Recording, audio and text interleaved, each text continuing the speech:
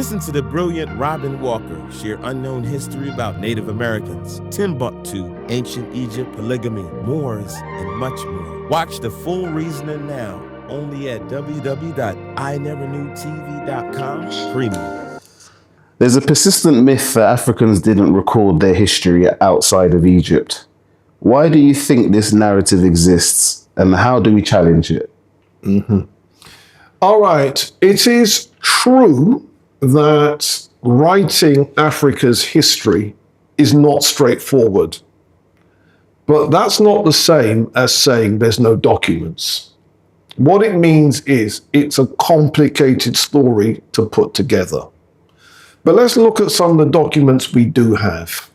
With Ghana, Mali, Songhai, we do have the two Timbuktu chronicles, the Tariq al-Sudan, written by one Timbuktu professor, the Tariq al-Fatash, written by another Timbuktu professor. And some of these accounts are very, very detailed, and you can definitely write a history straight from them, no problem.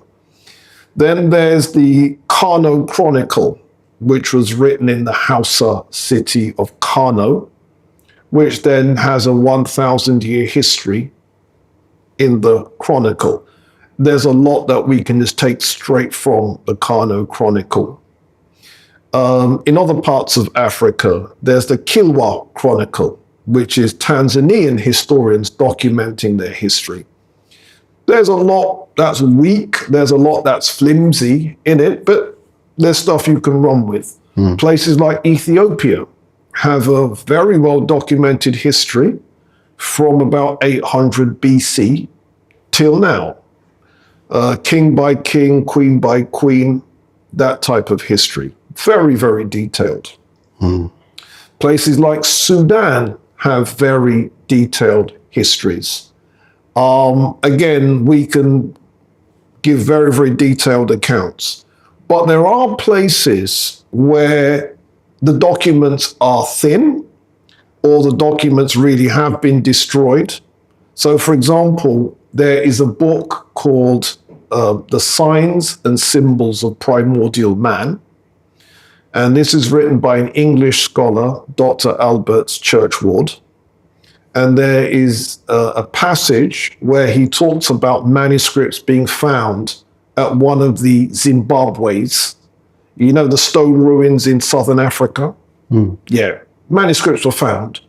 And I'm quoting now, a boar hunter found them and, according to Albert Churchward, had some of those manuscripts burned, but still others still survive.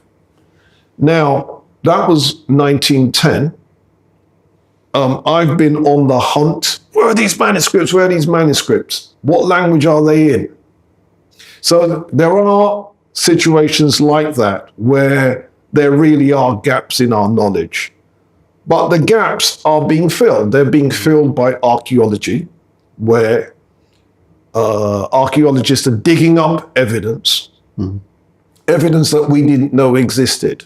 So to give an example, a boat has been found in the Nigeria region in Yobe State, and that boat archaeologists have dated to between 6,000 BC and 6,500 BC. Wow. The oldest boat in Africa and the third oldest known boat in the world. Wow.